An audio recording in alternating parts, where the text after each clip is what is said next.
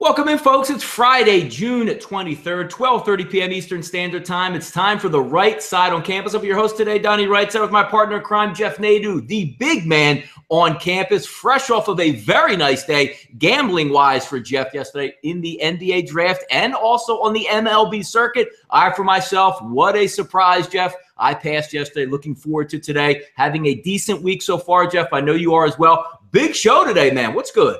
Yeah, doing well, Donnie. Thank you. Did you? Oh, you didn't have a play. I'm trying to remember. Did you have a play last night?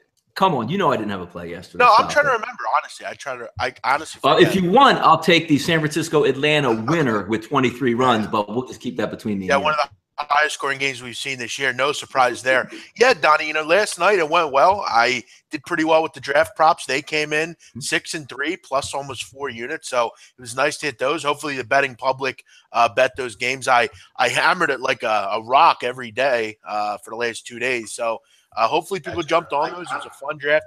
Also, Donnie, I actually threw a premium play in there. Over 1.5 Gonzaga players. I had every reason to believe Nigel Williams-Goss will be drafted along with Zach Collins. I just didn't see a team pass on him. I think he's NBA ready. He's a 4-year guy, good size. Reminds me a little bit, Donnie, of Matt Dellavedova. We'll see. But I think the Utah Jazz are going to like Nigel Williams-Goss. So hit that. Hit an easy winner, Donnie, with the White Sox last night. What an easy game that was. I waited 4 hours, but it was worth it. 4-2 on the week after a 1-2 start. So I'll take it. We're both kind of rolling right now. So let's keep going. Yeah. No, a lot of fun here at Northeast today. A little bit rainier, but again, moving into the summer. I saw, Jeff, on an interesting tweet out there that today is Friday, obviously, but it's supposed to be the longest. I don't know if it was the longest Friday of the year or longest actual day of the year time-wise. The longest day of the year was on the first day of summer, which I got to tell you, Donnie, the last couple days have been seemingly excruciatingly long. Seems like I remember the other day when on the Saturday, Donnie, I drove from the shore. Yeah. I literally thought like I had spent 3 days in one. Like the amount of shit I did in one day was amazing. Like some of these days are long, man. Yeah, no, and it will only get longer tonight as I'm obviously a Phillies fan, and I'm going to be watching late night tonight as a left coast game. So my night's probably going to be pretty long here tonight, and I don't think it's going to be a good thing. Jeff, why don't we spend a couple minutes here talking about the NBA draft itself before we dip into that Major League Baseball card. Thoughts on the first round? I know we're not going to go through every pick here, but give me, I know you're really big into it. Watch the video on SBR. Very informative there, obviously, since you cashed in quite a bit of those props also. Give me your winners and losers in the draft last night, maybe a team or two that you looked at. I would say a loser was the New York Knicks. I mean, I again, don't understand their draft picking scenario. I don't really – again, I love Ntilikina. I just don't know that for that team he was the guy. I mean, this team needs guards that are going to be able to come over and play right now. And I thought Dennis Smith was a NBA-ready player right away. I thought they could come over, draft him. He would be able to play right away from this team. I thought he would be a good player in New York. I hated the way they drafted. I don't really understand it. I don't like what they did. And you look at kind of the rest of their picks. They took a guy from Serbia, I believe, who, I mean, if you saw some of the highlights, I mean, look, he's going to be a stash kind of guy. He's going to stay over for a while.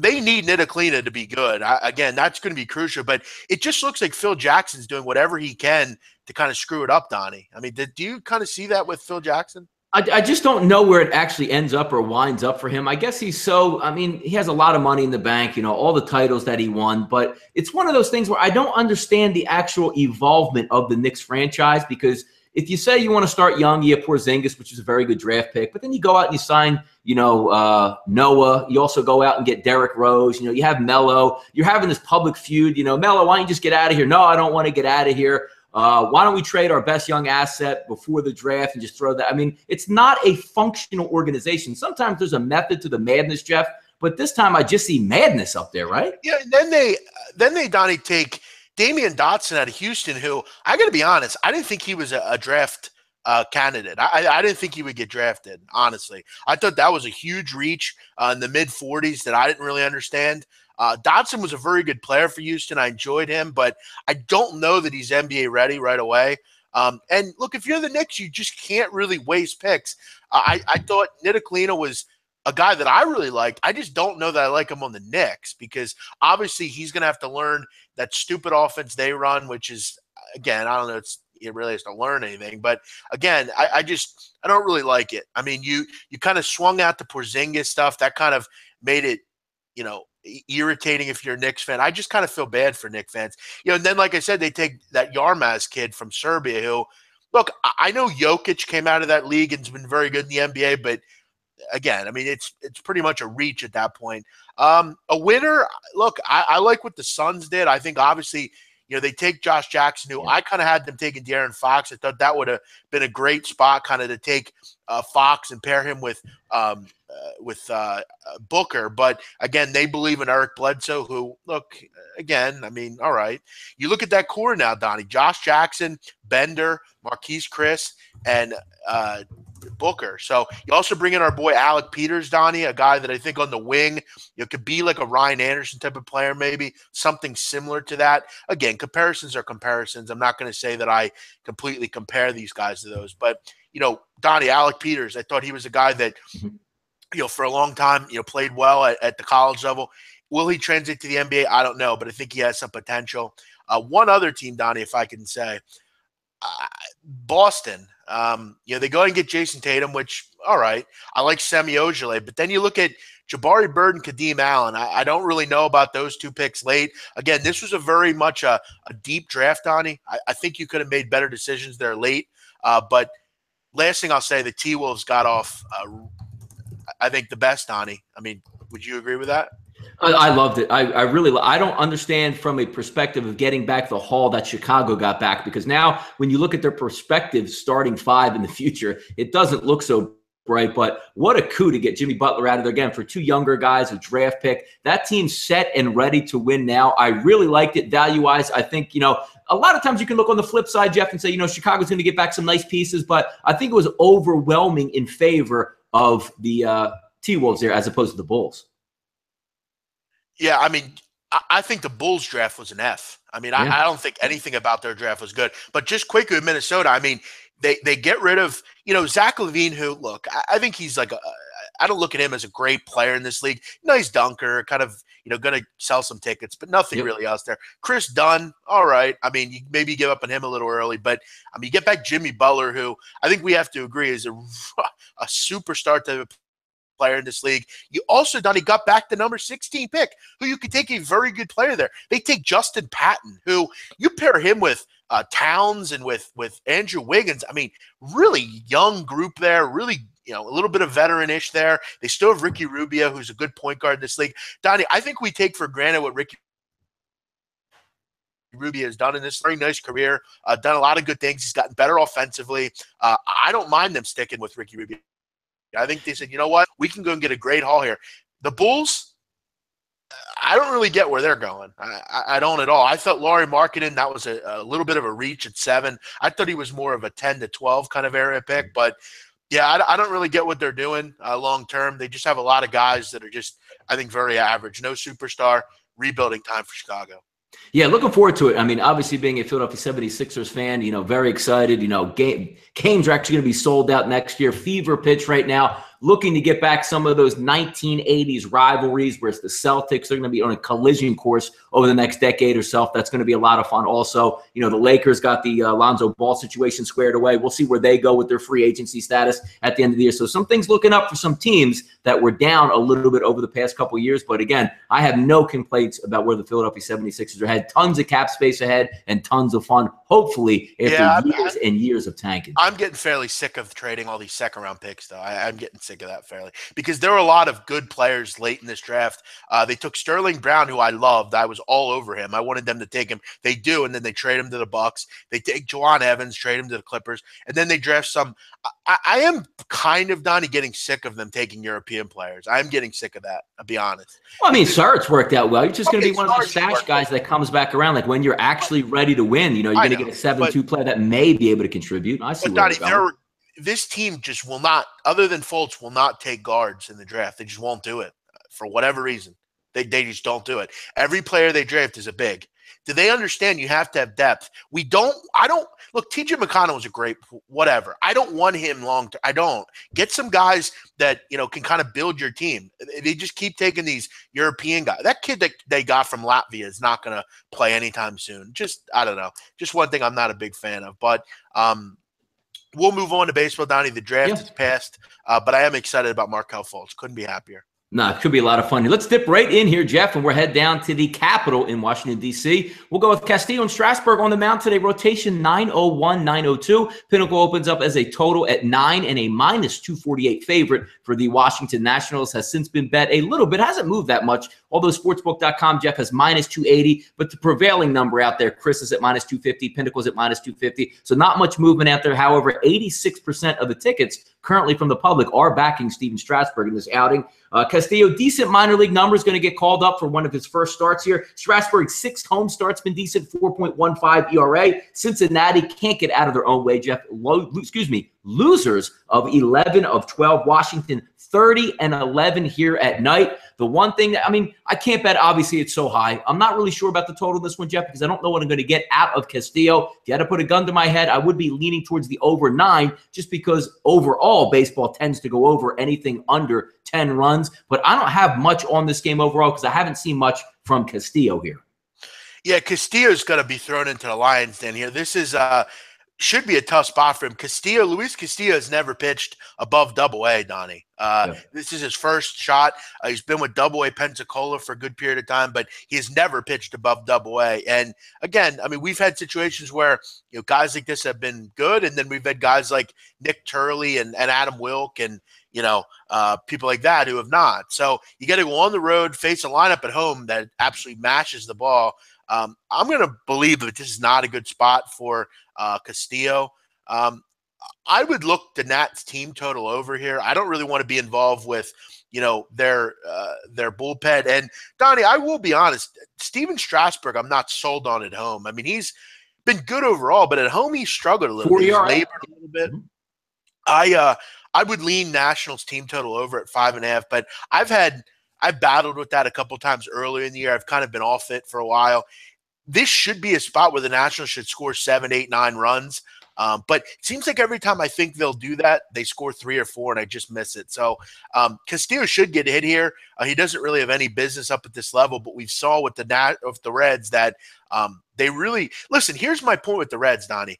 If Wojciechowski pitches over you, you're probably not that good.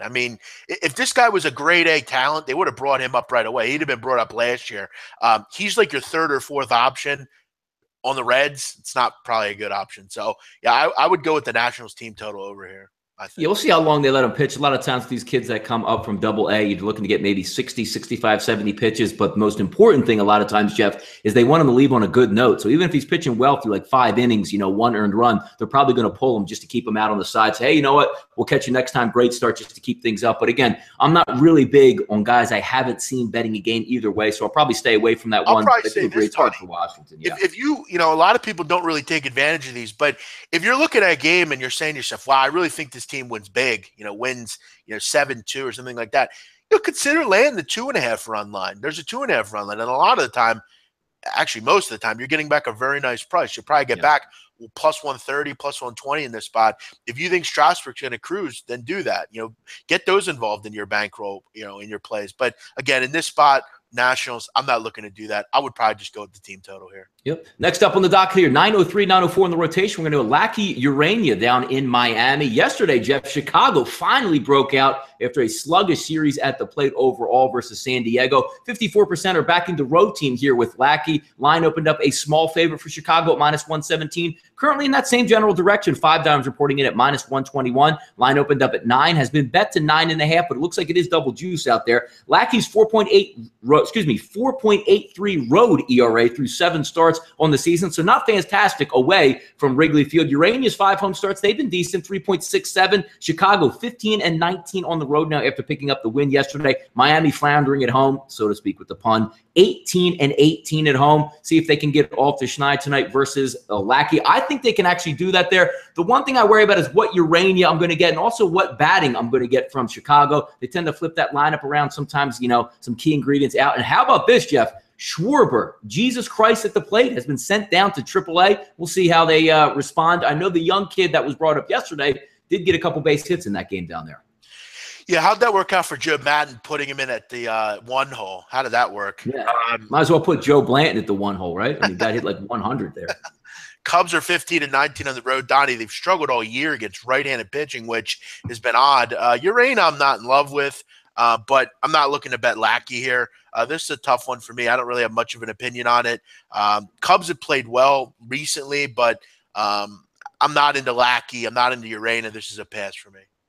Gotcha. Next up on the docket here, 9:05, 9:06. We'll go down to Atlanta here, Jeff. We're going to go Nelson and Fultonavich, 2,400 tickets reporting in currently right now. 67% backing Jimmy Nelson here on the road versus Fultonavich. Line opened up at -108 for Atlanta, and it's pretty much staying in that same category. -109 at 5 dimes, Sportsbook -108. So not too much movement there, despite having 67% of the tickets currently coming in on Milwaukee. Total opened up at 9.5. It's currently sitting at 9 here. Run explosion last night in Atlanta, 12-11 final. Atlanta pulling that one out. It's hot and muggy. That is a hitter's ballpark, a launch pad down there. Some particulars on this game, Jeff. Nelson's been very good this year. 14 starts overall, 3.28 ERA. But here's one of the indicators I like to look at sometimes in these games. 118 pitch complete game for Nelson. His last time out with double-digit strikeouts. Sometimes look to fade a pitcher coming off of an outing quite like that. Fultonavich is 13 total starts, 4.12 ERA. Sometimes, Jeff, we've seen electric stuff out of Fultonavich. Sometimes he turns into a little bit of a head case and gets hit around on the mound. I've seen it both ways. I've also bet it both ways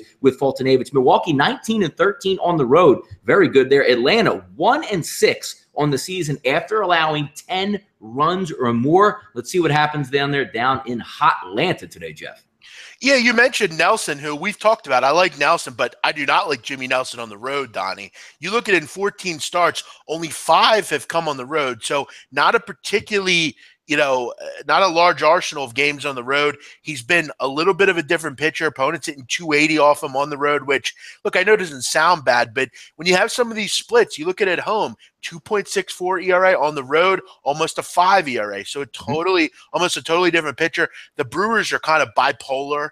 They kind of remind me of some cappers in this business. Sometimes they win, sometimes they, you know how they are. You know how cappers are, Donnie. Strangers. Yeah, I'm not sure about Jimmy Nelson here. I want to say he'll pitch well, but I also don't really like Fultonavich. I would look over in this game. I think this is kind of an interesting kind of Fultonavich will kind of be good enough. You maybe give 3 or 4 runs up, and I think Nelson will give up a couple as well. I think this would be right around the number. Not in love with the game either. This is another tough one. All 3 of these games are kind of tough to find value in. So I would look over. I just don't know that I trust Nelson on the road, and Fultonavich has not been very good lately. Yeah, weather's been kind of crazy down there in Atlanta, Jeff. Looks like it's going to be blowing in from right field today over double digits. I don't know how much that's going to play in effect because nothing seems to get in the way of the ball flying out of the ballpark down there. Temperature's 88 degrees. A lot of times in Atlanta, that humidity is high, so that ball is going to carry here. But again, late rain after 9 o'clock, rain after 10 o'clock. So we'll see if this game gets in. A long delay yesterday, but it's been raining for most part of the past week and a half here. Yeah, man. I want to say this, and this is my advice to anyone out there. Do not take the Braves full game. You do not do it. This team has given up so many leads, and I'm not just talking about their pitching. Their pitching's horrible, but their group, like defensively, is a mess as well. I mean, how many times, Don, have we seen them go up 4-1 or 5-2, and 8th or 9th inning they blow it? I mean, they can't be trusted. Their starting pitching's not horrible. I mean, they have Garcia, they have Fultonavich. They're not terrible. It's just that late inning. I mean, Jim Johnson's their closer. I mean, that's all you need to know. If you like Atlanta, you should be looking first 5. Yeah, now we've just had a battle of the bullpens probably. I mean, Minnesota's probably a little bit more locked in at the end of the rotation than actually Atlanta would be. Again, sticking a 9 out there, that ball is going to travel and carry. We'll see what happens there with some lineups come out, but hopefully both these teams go full go. And Jeff, how about Eric Sogard out of the leadoff role? If you follow me on Twitter, I joke around. He's damn near Ted Williams. I think he gets a base hit every single time he's up at the plate, which always leads me to believe is why Oakland gave up on the kid, because Oakland needs bats more than anybody out there. But just one of those interesting storylines where a guy damn near hits 400, it seems.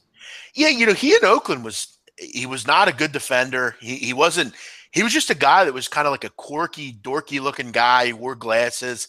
You know, he hadn't really played that well. Hurt his knee coming back, and then out of nowhere, just like a cannon. Yeah, but you look at the last couple of years. I mean, he's been a decent player. I mean, last year he wasn't great. I mean, 247 is not great. Yeah. He was down in AAA for a while, and then he kind of found it with Milwaukee. Again, how long will it last? I don't know. But yeah, he's kind of turned into a really nice player for this team. We'll see if it continues. It kind of reminds you of one of these guys that he's with a team for so long and can't really get much going. Needs a change of scenery and. It's worked for Sogard. Yeah, no, he's been very good there. So we'll see what happens there down in A-Town. Next up on the docket, Jeff, 907, 908. We'll go Frankie Roast Beef. Donnie, get rid of Frankie Roast Beef. What's that? I'm sick of it. Just don't even worry about him on there. He's becoming a fucking nuisance. Pittsburgh, St. Louis here. Tyone Wainwright, 907, 908 on the rotation. Opened up as a minus 113 favorite here, Jeff, for Wainwright. 56% of the tickets also backing St. Louis. Minus 119. It looks like currently they're at Pinnacle, so it's going up a little bit higher in favor of the money coming in. Over-under opened at 9, Jeff. Currently sitting here at 9. Particulars on this game. Tyone back off the DL. One good start, one bad start. What are we going to get out of him tonight? I do like his talent there. Good, young, live arm, but obviously we know the trouble with the cancer scare coming back to the minor league system. We'll see if he can get grounded today. Wainwright, great 4 starts in a row. Looked like he was going to rebound, Jeff, and all of a sudden the bottom drops out once again on Wainwright. Just getting rocked around there. Pittsburgh 14-22 on the road. St. Louis 18-18 at home. The key in this one, Jeff, which pitchers are we going to get from both sides? Do we get the good Tyone, the bad Wainwright, or do we get opposite in that one? Right now, Jeff, if you're asking me to back Wainwright as a favorite here, even though Pittsburgh struggles, I can't back Wainwright here. Wainwright, though, is very good, Donnie, at home. Very good.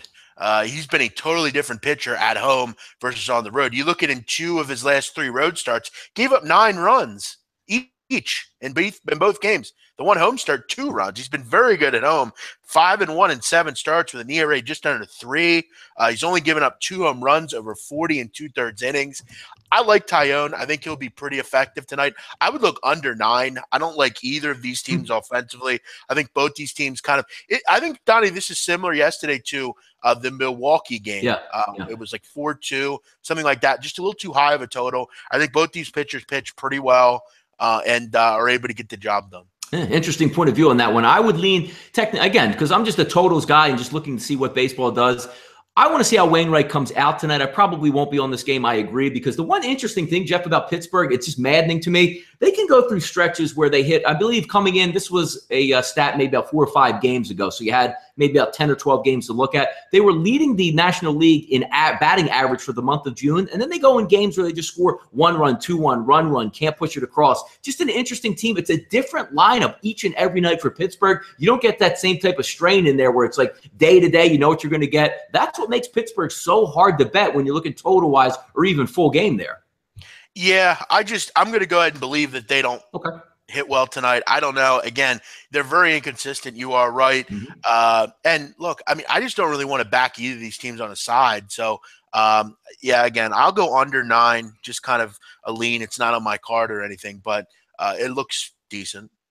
Next up here on the docket, Jeff, a game I've been waiting my whole life for, 909, 910. It's Philadelphia and Arizona. Leiter versus Corbin on the mound. 16% of the public, Jeff, is currently backing the Phillies here. It opened up at 190, currently bet the minus 210. The running joke that me and the big man always have, 16% of the country is absolutely moronic for backing the Phillies in any situation here. But as we digress there, over-under opened up at 9.5, Jeff, currently sits at 10 here. Again, 84% of the public backing Arizona in this one with Corbin on the mound. And he's not even a quality type pitcher, but he has pitched obviously a little bit better at home than he has on the road. Going over some particulars in this one, if we get over to the notes that I have written down for once. Spot start here for Leiter. This isn't Al Leiter. This isn't, his uncle. This is the young son finally coming up. He's been with the Phillies for a little bit here, getting those, 5th inning, 6th inning, 7th inning to dip his feet in the water. Not a great atmosphere to get your first start in. Not a great team to get your first start against as well. Corbin's 8 home starts, Jeff, 3.45 ERA, which is surprising if you look at his overall numbers. Last time he faced the Phillies, which was last week, 6 innings, 4 earned runs versus the Philadelphia Phillies. But here's where we break it down the most. The Philadelphia Phillies, 9-28 on the road. Jeff, you hounded them from day one. Arizona, 26-9 at home. Something's got to give here, right, big man? Yeah, I mean, like Arizona, Corbin has been a lot better at home, Donnie. I mean, Corbin has been a guy you don't really want to back on the road, but you all right over there? Yeah, man, I almost killed myself here with my lethal drink. Corbin, though, has been, Donnie, like I said, very good at home. Yeah, look, Mark Leiter, who is the nephew of Al Leiter, the great pitcher for the New York Mets, he's a Highlander, Donnie, New Jersey Institute of There you Technology. go. Yep, absolutely. He's from Fort Lauderdale, Florida. The Mark Leiter, though, is concerning. I mean, he's only pitched 19 innings at AAA. He's been poor in the bigs. Most of his starts have come at the Double-A level. I mean, you look though at his numbers, Donnie, at Double-A. In 2015, opponents at 303 off of him. 2016, it was a little bit better at 240. But we're talking about Double-A, Donnie. We're not talking about one of the best offenses in the league at home where they mash the ball. It doesn't look good for Mark Leiter tonight. I'll put it that way. As far as an over.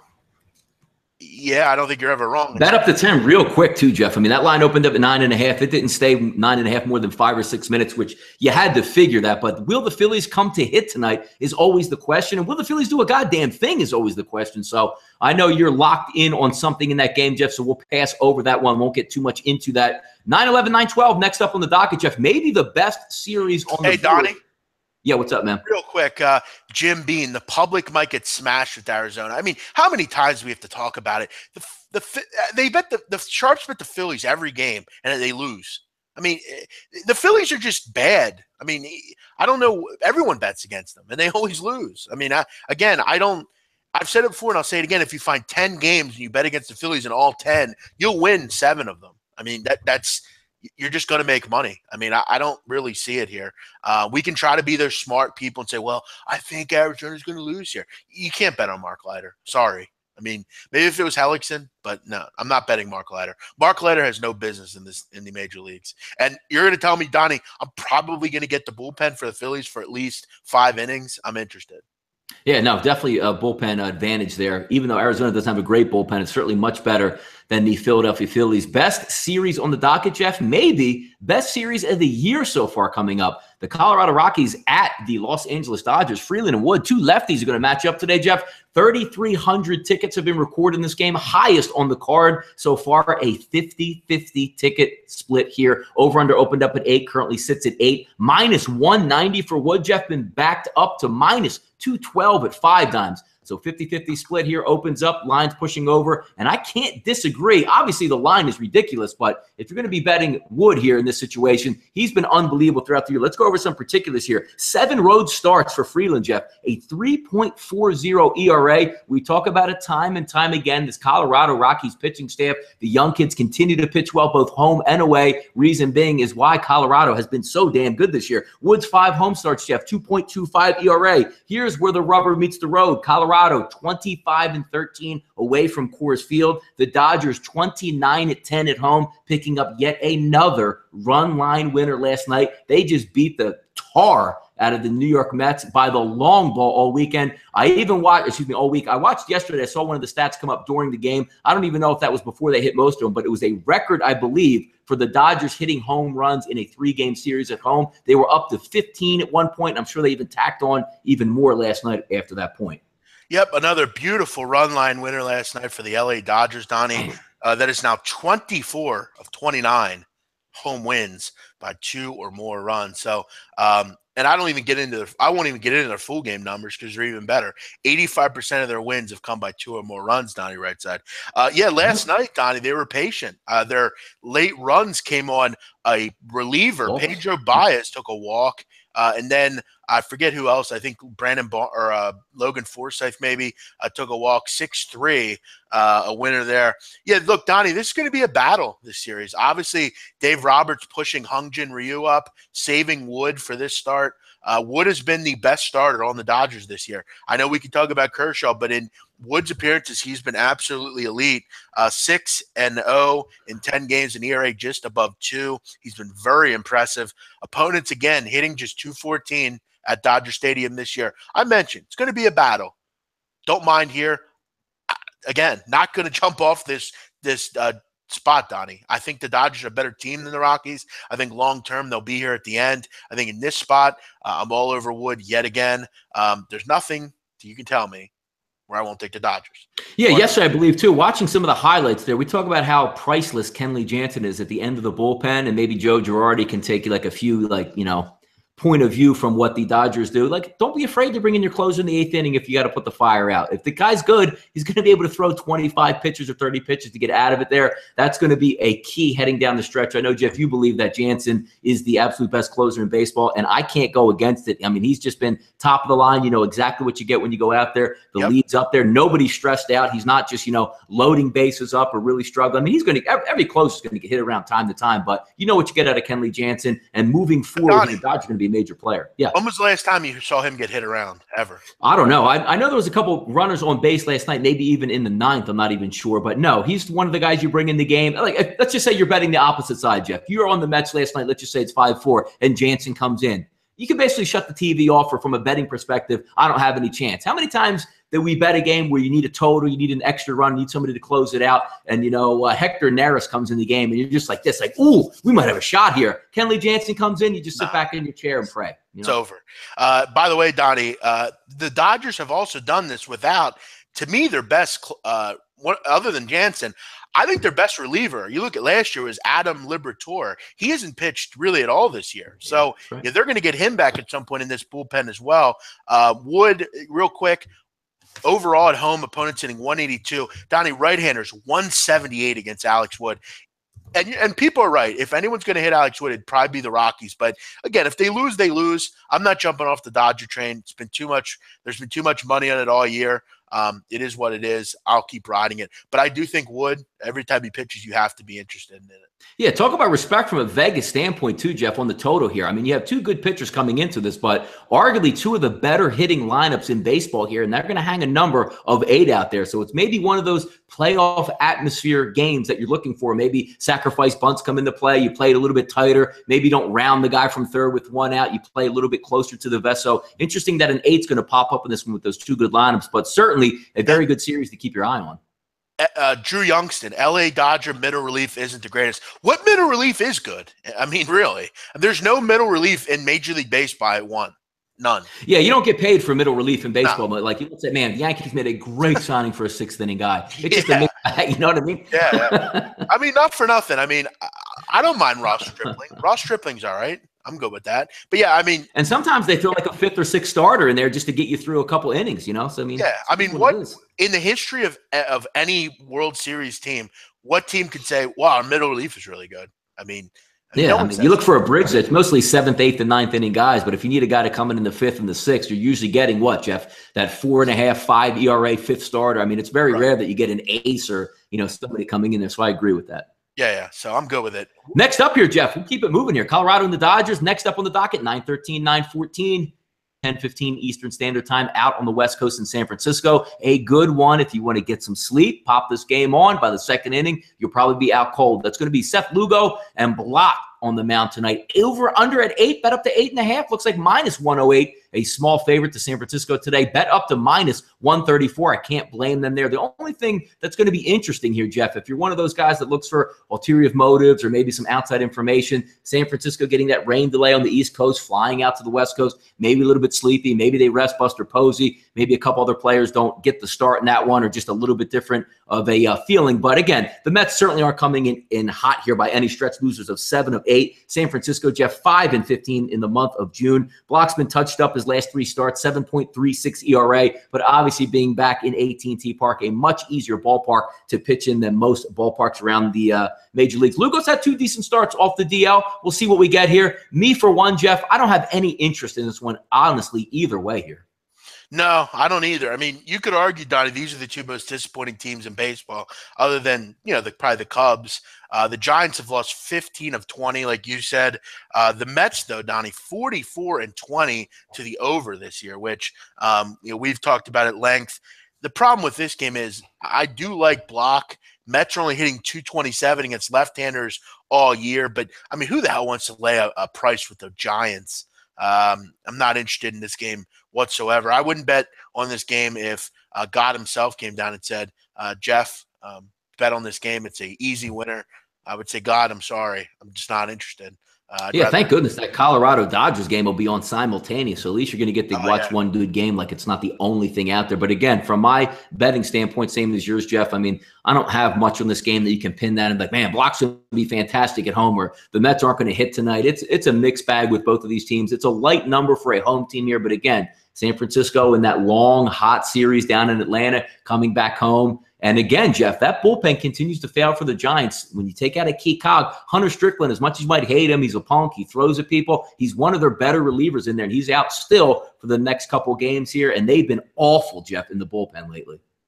No, I know, totally. Give me a surprise pitcher to bet on tonight, kind of like how Erasmo surprised the Reds the other day. A surprise guy? Maybe. Yeah, go ahead, man. We got one? Wainwright on that one. Another surprise one for me, Jeff. We're going to get to – actually, I'll say – we'll just go ahead. I won't break the game down. I know where you're going with that. I know. Pelfrey. Yeah, I agree.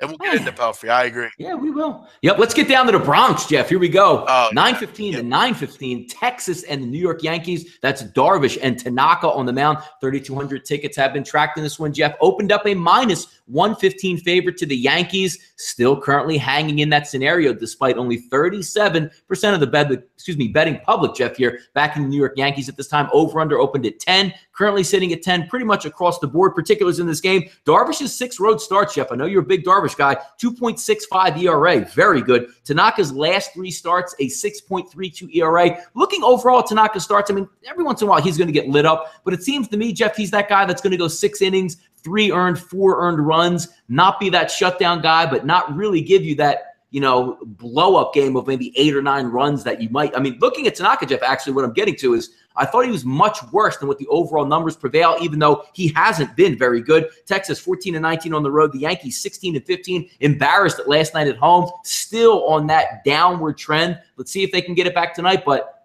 putting your money on Tanaka as a favorite, not really something I'm interested in at this point. Yeah, and, as a Yankee fan, obviously, I think a lot of us were riding the high that this team gave in the first, 60 games of the season where you were looking at them and saying, wow, their pitching's, I didn't think it'd be this good, or I didn't think this, there's a lot that went on. I mean, Judge is obviously emergence, but I think we're starting to see this team go back to earth where, and there's a great quote, Donnie, by the ESPN.com, an article by Andrew Marchand. Right now, the Yankees are all judge and no jury, which is a very good comment. Yeah. Very good title. That's what they are right now. Again, they lose last night, and they lose in a fashion that was pretty irritating. I mean, they had an error by Starlin Castro.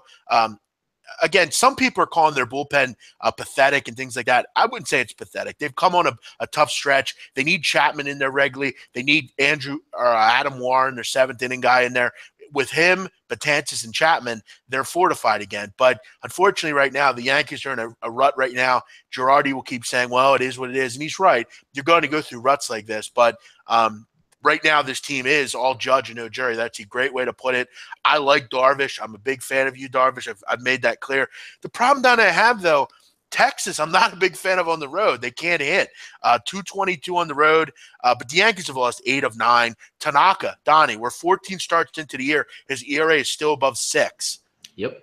I mean, I don't know what else to say, Donnie. I would go with the Texas here, but I'm hoping I can get a little bit more money back at some point. Just not a ton of value for me. Yeah, look at a lot of people on there saying, will Betances be ready tonight? Betances is one of the guys with a true rubber arm in Major League Baseball. If he threw 70 pitches the night before, he probably would still be available the next day.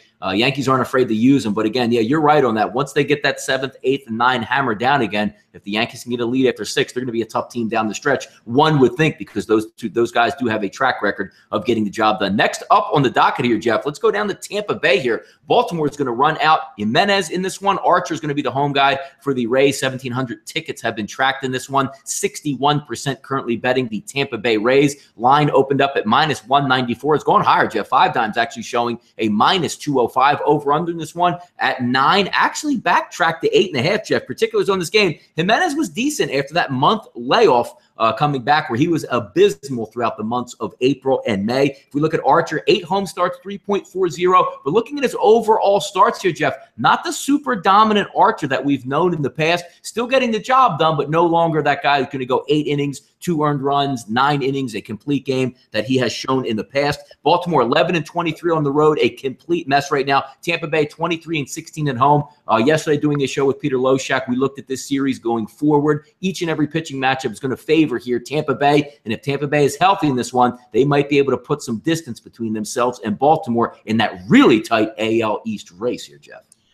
Yeah, but I mean, who wants to lay 210 with the No, nobody wants to lay that. We talked about that on the roundtable in the past, where Archer doesn't really get much value, but hard to bet the Orioles in this one. Oh yeah, it's horrible. I mean, not only are they 11-23 on the road, but Ubaldo Jimenez is still pitching in this league somehow. I'm not sure.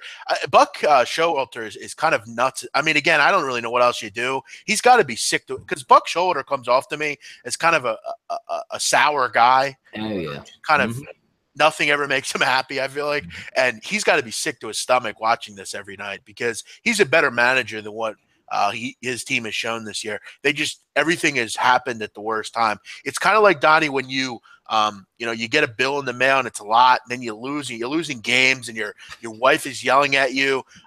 You haven't had a food all day. It's just everything's coming down on you at the wrong time. I can't back the Orioles. Maybe the Rays in like a parlay situation, but I'm not really crazy about laying this kind of number. I like it's a bit high, but I mean, who knows what you're going to get out of Baltimore this. And again, if you're going to back and say, I'm just going to take a stab at Baltimore, maybe they get a full lineup go tonight. I know Chris Davis is still going to be out for a little bit getting the injections for his oblique. I believe that he injured. Hopefully we get back the center field. Why does Adam Jones, excuse me, that was the name I was looking for. He rested yesterday. Hopefully they get him back in the game, but I don't think it's going to make much of a difference here. Ubaldo Jimenez, I mean, good luck. Are you more likely, Jeff, to get 5 innings, 4 earned runs, or 8 innings, 2 earned runs out of Ubaldo? I think we all know the answer on that one. Donnie, you know what I would do here? If I was going to bet this, and I really wanted to bet against the Orioles, which, I mean, if we've seen anything lately, this team's been a total mess. I would bet like the 2.5 runs here. I feel like if they're going to win big. I mean, why do we believe that the Orioles are going to do anything here? I mean, yeah, the interesting thing about that, Jeff, is the over-under at 8.5. So, I mean, I guess, from a Vegas perspective, are they expecting maybe like a 5-2 game, which I agree. But I don't see it like, anything really, really low scoring because Jimenez is on the mound. But, I mean, your guess is as good as mine. But taking the Rays there extended on the line, I agree on that part. Big man on campus, there's a crazy stat with Tanaka that they score a run first. Can't remember stat, but it was something like 11 or 0 or something. Yeah, look, Tanaka's either really bad or really good. I mean, there's really no middle ground for him. And the problem with him is he's a whip guy. He's always got a lot of base runners and stuff like that. He's just either really lucky or whatever. But, yeah, as a whole, the Yankees are hard to back. But, yeah, with this game, Donnie, I just can't get involved with betting on Baltimore.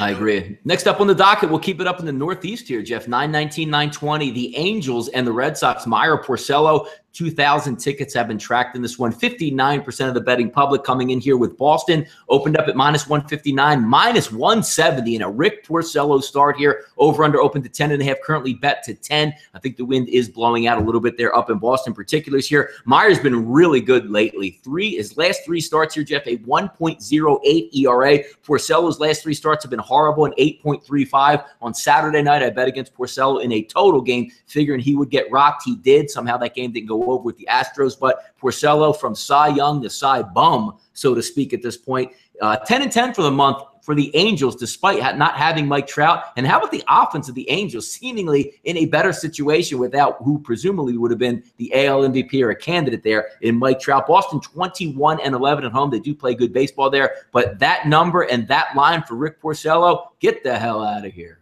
Laughable number for Rick Porcello. Laughable. Just a laughable number. I mean, Donnie, Rick Porcello blows. I mean, he's awful. He's awful this year. Porcello. He stinks. His whip is high. He's always got base runners. And when he gets out of it, he's the luckiest son of a bitch I've ever seen. Opponents hitting .316 against this guy this year. Right-handers hitting .332 against Rick Porcello. This is a laughable number. And, Donnie, I want to give you some credit. Adam Meyer's actually been pretty good lately. Yeah. I got to be honest. I would look over the total in this one. I think there's some runs in this game, but I will look to the Angels here. They've been cashing some big tickets lately, Donnie. Last night, obviously, in New York. Right? Didn't it? Yeah.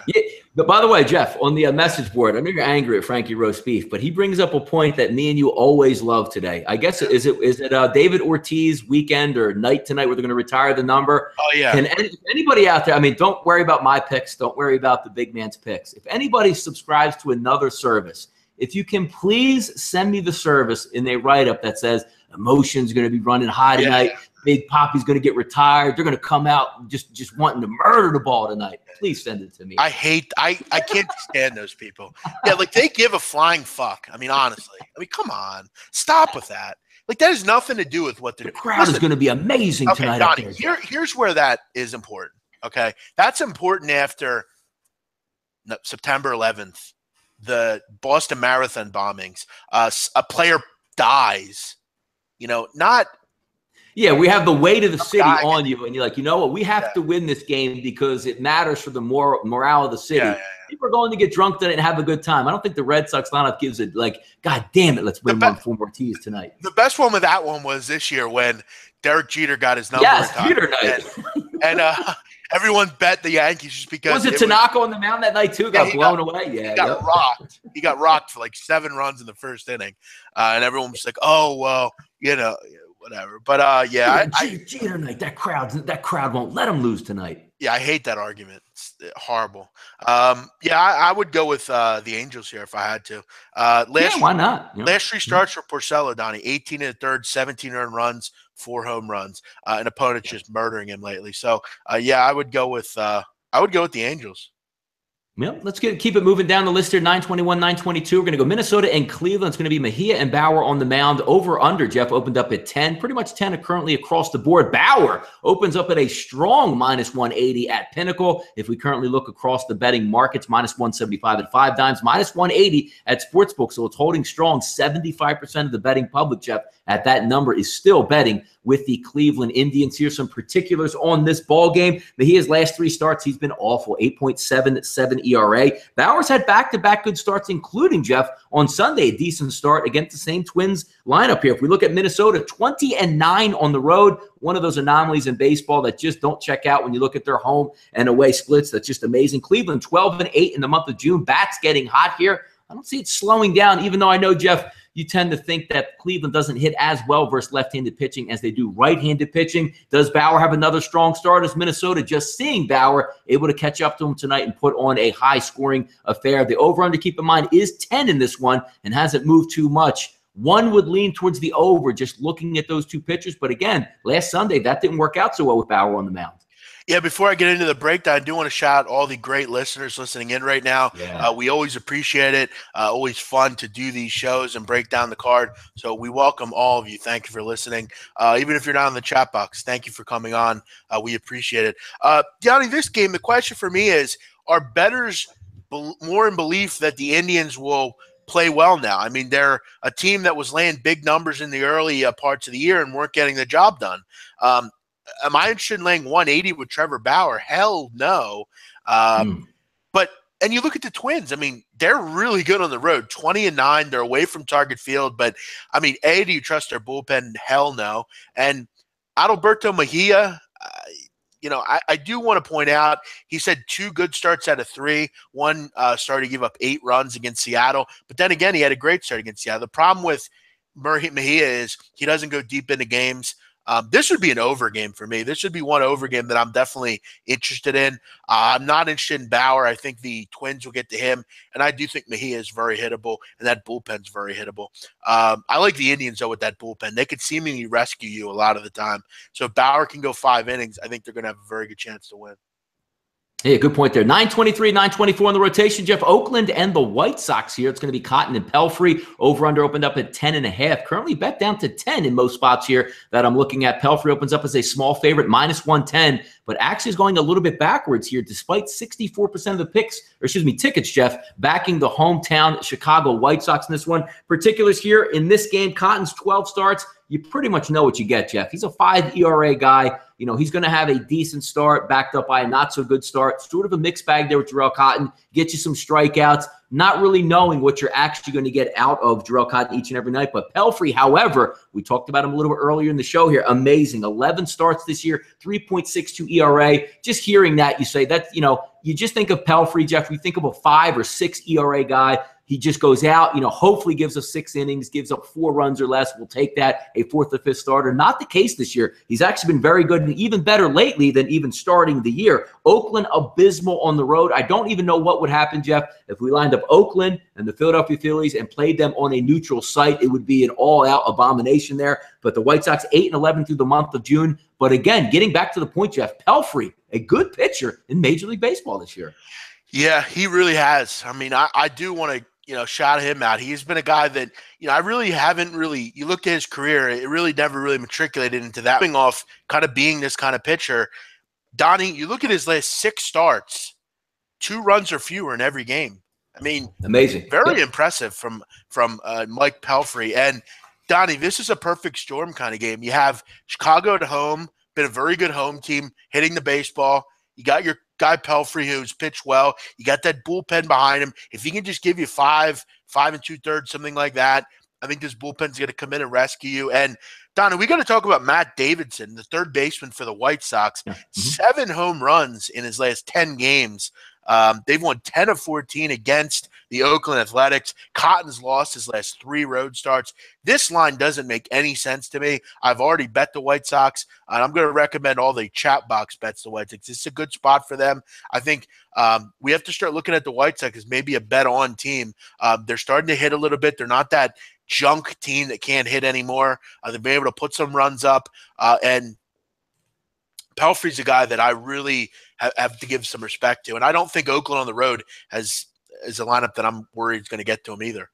No, I agree. How about the one interesting thing I always find with Chicago White Sox, Jeff? They have maybe the most unknown lineup in Major League Baseball. Yes. Every day, Jeff, you look at their lineup that comes out, just damn near like 4 to 5. If you're an average, you know, gambler, just an average guy, like, hey, what are the White Sox doing? You would know like Jose Abreu, maybe Melky Cabrera, and damn near the rest of that lineup, you couldn't pull them out of, you know, a lineup if they gave you, you know, a couple answers to do so. Just an amazing lineup they structure each and every night. If they ever get it together in Chicago, you know, Yohan Moncada comes up. He's going to help them out. Maybe they get a free agent, but one of those unheralded lineups that does hit. Yeah, I mean, Melky Cabrera, kind of one of those journeyman kind of guys. You know, they let Adam Eaton go, which I think people were concerned with. But, you know, and even Todd Frazier, he hasn't had the best of years. But, you know, you look at some of these guys. I mean, Omar Narvaez, Yomer Sanchez. The 3 Garcias they can run out there. It's pretty funny. Yeah, Avisail Garcia, who's had a good year. Tim Anderson, who's been pretty effective.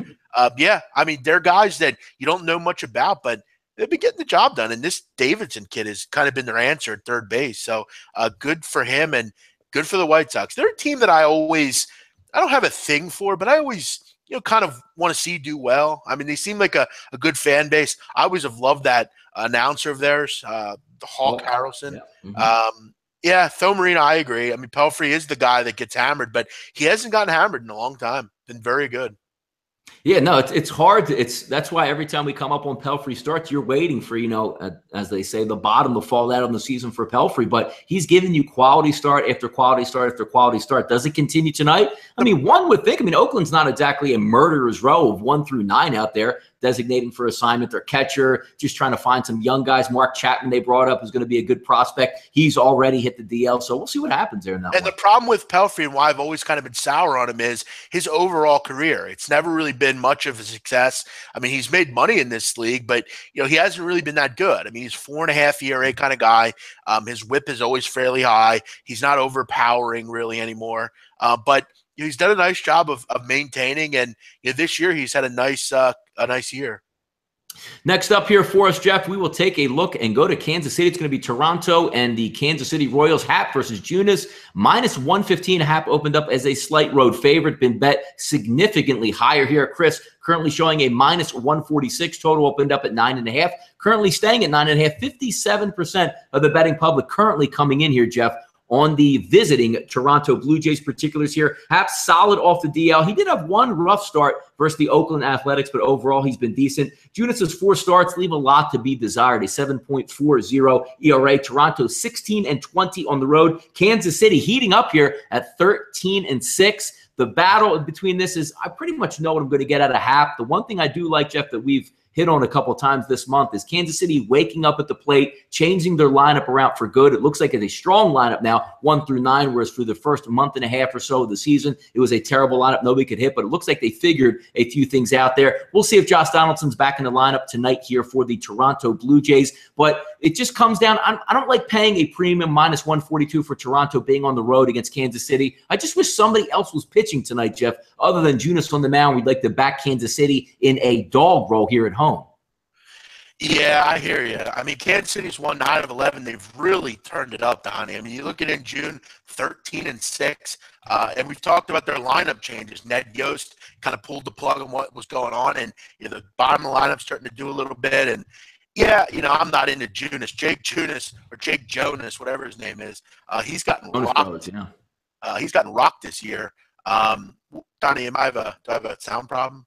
Yeah, a little strainy on there from the mic, just cutting in and out for you there. I'll cut out and cut back in. You go ahead. Yep, I'll carry it there. Yeah, Toronto and Kansas City here for us, fellas. Just looking at, again, going back over the numbers, opening up as a slight favorite bet, quite a bit higher. If you're looking at a total 9.5, both of these ball clubs should be able to hit. Not great bullpens. Kansas City hasn't held up their end of the bargain in that respect there. But from a betting perspective, I'm not really looking to back Hap at a -141 on the road against Kansas City. Hopefully the young kid can give them 5 innings, maybe 2 or 3 runs, keep them in the game, because we all know, Hap's been decent here off the DL, but last year had a very good season record-wise. We'll see if he can bounce back in that. But I think Kansas City might be able to hit Hap a little bit here tonight, so that 9.5 isn't so bad. It just matters of what you're going to get out of Junis here in that Kansas City lineup. Just going over some things on the chat box while the big man gets straight here. Hap had a shutout last start. Yeah, he's been okay there. The one thing coming back from the DL, we'll see if he only gets stronger, but he has been a good pitcher there for Toronto. Go ahead, man. Back already? He did not have a shutout in his last start. He did. He saw that there. I didn't think he did either. Yeah, he did not. He gave up 3 runs over 7 innings, or 6 2/3 against the White Sox. He did have a shutout, though, in Seattle, which was impressive, before giving up 5 runs at Oakland. Yeah, Donnie, look, if Donaldson plays in this game, even if he doesn't play, I would probably look over here. I think Junis will give up runs. Hap's not a guy that I'm in love with either. Not a big fan. I'm not a big fan of Toronto games in general. Just don't really like this team. And the Royals, Toronto, just look at the lineup there. You just lean towards over in that situation. And again, a lot of their pitchers haven't turned out quite what you would thought from Toronto. But yeah, I think you're on the right path in this one. Yeah, for sure. Next up here, let's take a look. Houston and Seattle. As you saw in the tagline that I tweeted out a couple minutes before the show, welcome back, King Felix Hernandez, to the king and his court up there in Seattle. We'll see what comes to play tonight. Houston and Seattle, Musgrove versus Hernandez. 9.5 is the total opening up. 9.5 currently sticks across the board. Felix Hernandez opened up as a slight favorite, -106. Actually bet a little bit higher, 5 times to -118. Don't be fooled by the name out there and getting a light line with Felix. Coming off a long extended DL stint here. Some particulars in this game. Musgrove's 3 road starts. He's been okay. 4.24 ERA. King Felix, as you know, coming off the DL. What pitcher will we get tonight? How long will they let him go? We'll see what happens there. Houston, Jeff, 16-4 this year on the road when the line falls between +125 and -125. So they're getting it done in those 50-50 type ball games. Seattle, we know how well they play at home, 24-13 overall. The question tonight, Jeff, which king are we going to get? Good king or bad king here? Well, I don't know what king I'm going to get here, because I'm going to go out on a limb, and again, I'm going to look this up and find out. I don't think we're going to see him for very deep into this game. Hernandez is also 0-4 with an ERA over 11 and 4 starts versus Houston dating back to 2015. So, yeah, listen, I think he's going to struggle tonight. You look at his minor league outings this year, which were in his rehab starts. He gave up in 3 games, 13 innings. He gave up 6 earned runs. And had an ERA over 4. Not terrible, but again, it's AAA. He should be pitching pretty well there. I think he's near the end of his career. Obviously, he's lost a ton of velocity. I'm not a big Musgrove guy either. both these lineups are raking. I would look over the total in this game. 9.5, seemingly like 8.5 anymore. So I would look 9.5. I would look over. Interesting one in this one also, George Springer, whether or not he's going to be in the game tonight. Always like to him have that leadoff spot to give a little bit of extra pop, so maybe an injury to keep an eye on. But I would agree there. Again, I'm not looking at many unders in this situation. And the way they've been going, even in Seattle, big ballpark here, they seem to be covering overs out there like nobody's business either. So we'll see what happens. And Musgrove, I mean, Jeff, do you have a lot of feelings that Musgrove more likely to go 6 innings, again, 4 earned runs than 7 innings and 2 earned runs? Seattle's going to touch up Musgrove a little bit. I think they can get to him. And again, 9.5, a little bit of a tough number to see what kind of Felix you're going to get. But are they going to string him out, Jeff? They're going to let Felix Hernandez go 7.5 innings, 120 pitches? No way, right? No, and they better hope he doesn't get rocked in this game, because that bullpen for Seattle is not very good. Dan Altavilla has no business in the major leagues, and they keep putting him in games. Yeah, Houston should win this game. I think we see like a 7-3, 7-4 type of game, something like that. Yep. Last game up on the docket here, Detroit, San Diego. A pitching change, I believe, came through overnight. I think Lamet was supposed to start in that game, but now it's going to be Perdomo. So Fulmer and Perdomo here, 2,800 tickets tracked, opened up as a -130 favorite on the road for Detroit. Backpedaled a little bit to -119 here at Chris. A low over-under to open up, 7.5. Quickly bet to 8 across the board. Particulars here. Fulmer's been good on the road for the Detroit Tigers. Jeff, 6 road starts, 2.30 ERA. Perdomo's 12 starts, a 5 ERA guy. Detroit 7-12 throughout the month of June. San Diego not faring much better either at 7-11. What gives in this one? Just from the naked eye, most people are probably going to be attaching themselves to Detroit, as 73% of the early tickets are backing Detroit here. San Diego doesn't leave much to be desired from the plate. We'll see if they can hit, but I mean, maybe square might be the way to go here with the Tigers. We'll see. Yeah, I guess. I mean, I don't have much on this game. I didn't really get into it too much. I mean, Detroit is a mess right now. They've lost 6 in a row. San Diego, we've talked about, can sneak up a little on you, especially at home. They're a little bit better of a team at home, but they're still a team that's just inept. They're only hitting 227 on the year. This looks like a start where Michael Fulmer pitches well. If I like the Tigers, I would look first 5 here. I don't want to get involved with that bullpen. And you look at Fulmer in his 6 starts on the road, an ERA just above 2. His whip is good. I just don't have a lot of luck with Michael Fulmer. It seems like every time I bet him first 5, he's up 3-1, and he gives up 3 runs in the bottom of the 5th, and I lose. So I'm not interested in the Tigers, but Fulmer should get the job done here. Yeah, some decent games on the card today. I'll certainly be in action a little bit later today, waiting on some lineups to come out, but did circle 4 to 5 spots that have some nice indicators that I look for. So hopefully we get some good luck tonight and continue our winning ways. Jeff, how about you tonight? Anything to leave the listeners with, something they might want to watch out for other than your premium information, buddy? Yeah, I definitely like the White Sox tonight. I'm going to be looking at that. Maybe a nice little dog of the day play on the Angels. We'll see. I do kind of like the Cardinals and Pirates under 9 as well. And obviously, I'll continue to ride the Dodgers. The Dodgers, look, if they lose, whatever. I'm not going to look at that game and be like, damn, I can't believe I bet that one.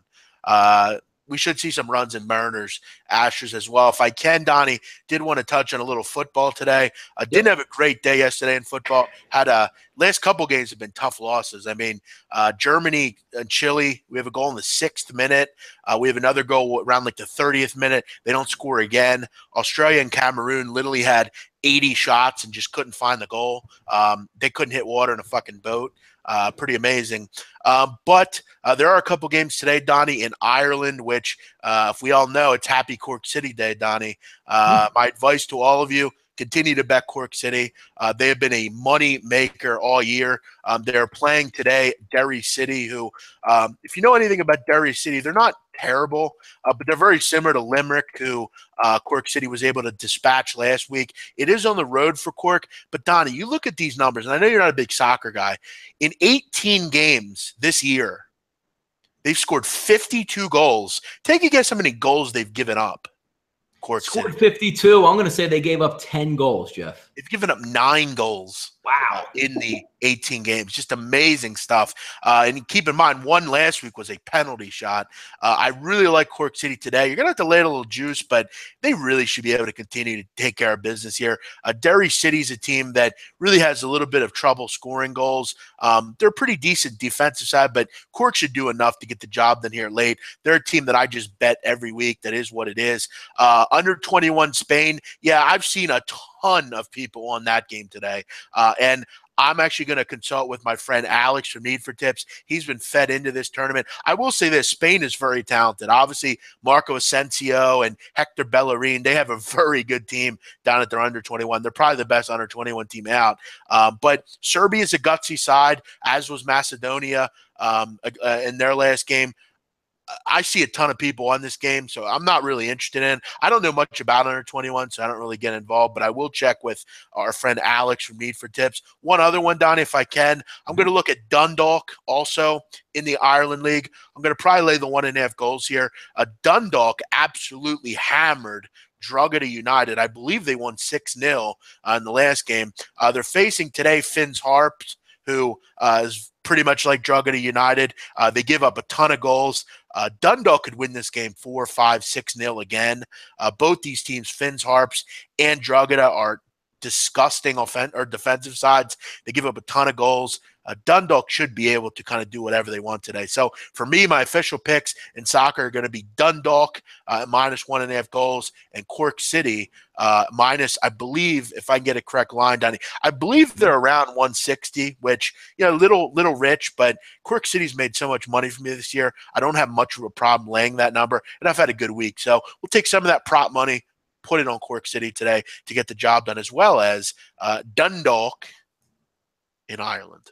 There you go. Well, let's about wrap it up here for the right side of campus. Big Man will be back on tonight at 10 p.m. Eastern Standard Time. Who's the guest tonight, Big Man, on the late night of campus? By the way, Cork City is at 155, so even better. Cork City 155 and Dundalk. Tonight's guest is Dundalk's actually Donnie -2. I'm sorry. It doesn't matter. I'll lay the 2. It was 1.5 earlier. Joe Duffy is my guest tonight. He is going to be filling in for the foreseeable future with Donnie Rightside.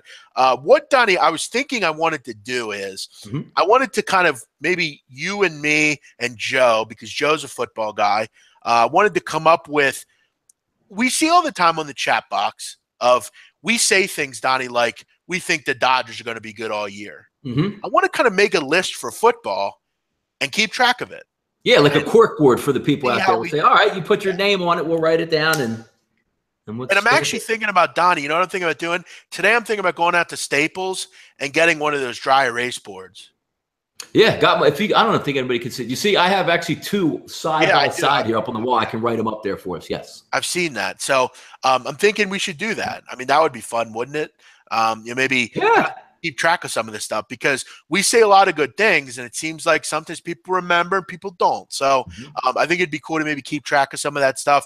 Big Man on Campus, you follow MLS, MLB, NBA, Ireland, soccer, Argentinian, college hoops. On top of that, that's a lot. Yeah, I have a good memory, man. So sports is my life. So I try to become encyclopedic, Any MLS. No, I don't have any MLS tonight. Sorry. But Donnie, that is it for us. We will take the day off. I know we'll be back tomorrow, same time, same place. We'll go over the Saturday card in Major League Baseball. I thank all the listeners. We appreciate all of you coming on here and having some fun with us. We'll be back tomorrow, 12:30, but I'll be back tonight, 10 o'clock Eastern. We'll go over the late card, what happened in Major League Baseball. Just have some fun tonight. Won't be a long show. I do got to finally get a haircut, Donnie, so I'm looking forward to that. Can't wait. Any plans for you today? I do not have plans today. Just going to go out, maybe get a workout and get ready. Jeff, this is my anniversary weekend, so it's going to be a little bit costly. So game I put out tonight, better put in some money. I will be down. What are you doing for that? Heading down after the show tomorrow. We're heading down to Atlantic City. Going to stay a couple nights in Borgata. Very good. You picked a good casino to stay at. Very nice, Donnie Wright. You are a true husband. Good for you. Congratulations. How's the candle? 7 years. Candle's looking good here. Maybe we'll have to light it up tonight. It's been gorgeous. It's $1.49, maybe the best $1.49 I've ever spent, and there's plenty where that came from. So you really should go get that blessed by John Stabino at Father John Stabino or something. You should get that blessed. Yeah, yeah, absolutely. There's a couple of churches in Atlantic City. I've been to christenings before. Real old school churches. Maybe I have to take it into one of those. Yeah, head down to Ducktown, the Italian section. They'll bless it for you. Yeah, yeah, All right, guys. absolutely. See you at 10 o'clock. We'll be on later. If you want to call in, give us a call, 717-220-3358. Peace.